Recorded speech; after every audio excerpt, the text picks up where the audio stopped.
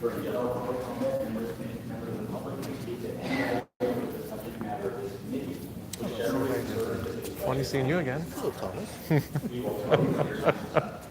Are you the parent of the English muffin? I wish I was. Make a killing. Wouldn't even ever be here. You never know, you still might. Yeah, that's true.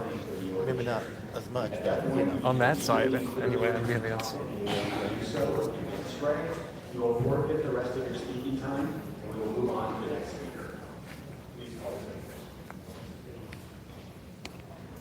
the Okay, thank you very much. When I call your name, please come up to the podium.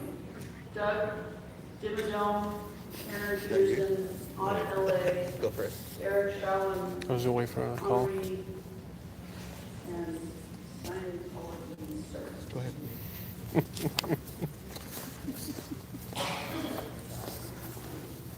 Tell Bike Guy he can use any of the other names.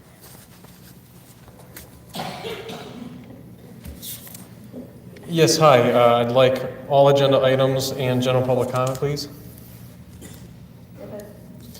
So there's several motions here that discuss the upcoming financial status report for the 2024-2025 fiscal year. And I have an update on what's going on with the federal Judge Carter case. Interestingly enough, some of the council members present here today were brought up in the testimony that CAO Matthew Zabel gave out. Blumenfield particularly, I don't know why you were a fan favorite, but he was talking about the issues of the budget not being able to be reconciled, not being able to be resolved, and essentially admitting that the homelessness programs they have to do with all these grants, that some were taken on consent, some were not, were actually ill-defined in the settlement agreement. There was no definition whatsoever on what it meant to create a new bed. There's no definition on what it meant to remove an encampment or a shelter or RV or destroy a RV. There was no definition as to what performance measures would actually be measured on what a meaningful and significant reduction in unsheltered and or homelessness overall period point blank meant. And so what that tells me is that in every single one of these items, there is zero confidence that anybody should have that that money will actually be going towards any sort of effective, legitimate, and practical use. It will never see the light of day to the people that need it. And the testimony that Zabel gave as well, again, mentioned here as some of the motions on the CAO's office were specific to the fact that the deputies working under him and the mayor's office more broadly testified that they knew that these definitions were non-existent. They knew there was active, deliberate, intentional collusion, corruption, and destruction of the public funds for lining the pockets of private entities. And Judge Carter is absolutely sickened by what's going on in the city. Judge Carter is not having any of it, and neither are the public that are attending those meetings. And so in all of these agenda items that have to do with any sort of grants, any sort of financial resolutions, you cannot resolve a budget where you're burning billions of dollars. But the $2 billion isn't really the issue. It's the long-term 55-plus year contracts that Zabel admitted that Blumenfield and all the other council members knew. The delta in the interest rates and how the lack of the definition of the interest rate, if it's a fair market value or if it's just a made-up equation, that's the real money. We're talking about laundering trillions of dollars. The $2 billion is an absolute drop in the bucket. And all the testimony by Zabel and all the other folks have your names on them. They know, we know, that you guys knew of all this corruption and collusion, but the biggest gangster of all orchestrating this is none other than Heidi Feldstein Soto, because she was counseling the city and she refused to prosecute any of the developers that know that all this was going on, that knew all this fraud was happening. She didn't prosecute any of it.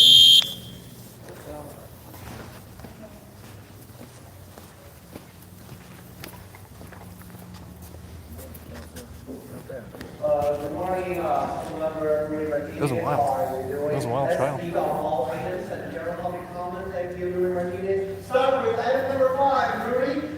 It's about the increased services for the emergency ambulance transport services. I am here to support you, Rudy, because we all Palestinian English. I actually went to your neighborhood the other day, and then I was sitting in the sidewalk for 1 hour in your neighborhood. There are 7 ambulances passed by, which is very good, because that means there are ambulances going to your district every hour. That's good. However, I want to ask you, Luri, that why in my neighborhood, Figueroa and 77, I sit there for 1 hour, I see 0 ambulance going into our neighborhood. Why that you are putting all of the ambulance in your neighborhood and then nobody is saving our life in our Figueroa and 77 neighborhood? Now let's move on to item number 13. It's about the homeless court program offered by the city attorney's homeless engagement services. Okay, you remember here, I'm here, I'm telling you that, first of all, telling me that which city attorney are actually doing some sort of a homeless engagement work. Because as far as I know, your city attorney gonna collect, I don't know, $200,000, $500,000, and then sitting there doing nothing, just catching. Sir, you are all about talking. Your public health period is done. Well, get off the podium. That's all they do. And then somehow you're telling me that your city attorney is doing some homeless work. Good job, Rick. Now let's move on to item number 17. Item number 17 is some sort of sexual violence or domestic violence on law enforcement. Yes, I am here to support that because there are so many people in our neighborhood. They are suffering from domestic violence. They are suffering from the sexual assault. But however, where is our RFP officer? No idea. Because when I go to your neighborhood and I see that your neighborhood, there are police cars going to your neighborhood, several times per hour, 5 whatever per hour. But in our neighborhoods, we see there's 0 police right there. Why is that? I don't know why you put all of the police in your neighborhood, but why there's no police in our neighborhood? Now let's move on to item number, let's say 23 is IDP overtime. Yes, thank you, Palestinian. Yes, about police overtime. Yes, the other day I was speaking with Sergeant Duarte, and Sergeant Duarte told me that he's very frustrated. Sergeant Duarte said, I really want to work overtime on Figueroa. I really want to work overtime on Skiro. I really want to work overtime on the most violent neighborhood in the city of LA, but the RFP does not allow him. And then the city council does not allow the budget for him to work. So right now, we have all of those amazing RFP officers like Sergeant Duarte. They want to take down the gang. They want to take down the sexual assault. They want to take down the rapists. They want to take down the shooter. But you are not allowing those officers to have enough overtime. Come on, man. You really? I'll back to follow. Good afternoon, everyone. You me, right? I want to speak on all items plus just so that's probably another 2 minutes and then it'll flip back to it. All right. I want to talk on, all right, for the ambulance. I think it's really unfair that you guys are pushing fees onto people. It's hard enough. So if somebody trips on your broken sidewalks, they have to pay extra to get to the hospital, okay? If the city's burning down due to, lack of good management, and people get smoke inhalation or any kind of injury, they have to pay more to get to the hospital. If people can't afford, fruit and vegetables and are eating too much ramen and have a blood pressure incident, they have to, pay extra for the hospital, to get to the hospital. You guys mismanage, whatever, the mayor, whoever you want to blame, mismanage things to the point where we're at $1 billion in a deficit, but you're trying to pass it on to us. Please stop doing that. Figure it out some other way. For the animals, yes, please give it free adoption and free spay and neutering, okay? And as far as, our the cannabis friends, you guys tax so much in that, yes, they deserve breaks, okay? Because sometimes people may need to have smoke a little something to deal with all the stress of living in the city.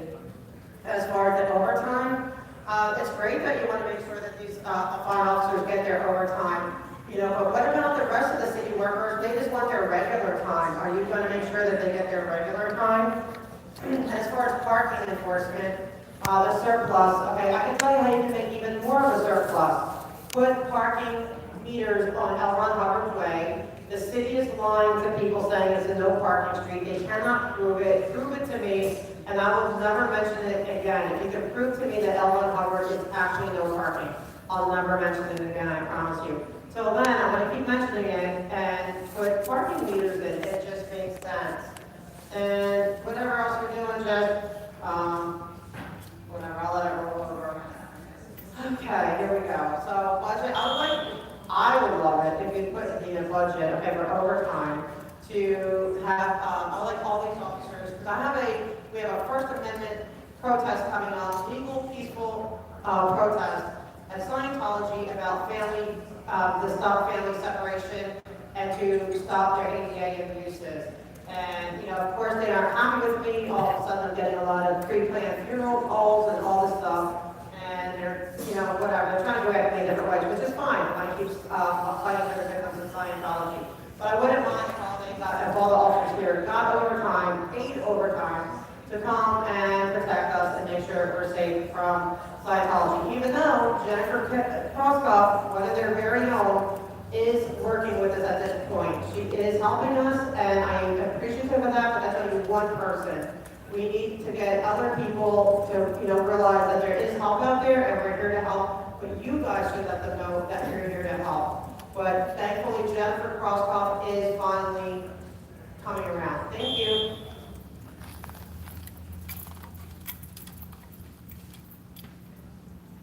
Okay, I think that's it for public comments. We're going to close the public comments. Is anyone else going to speak? Okay,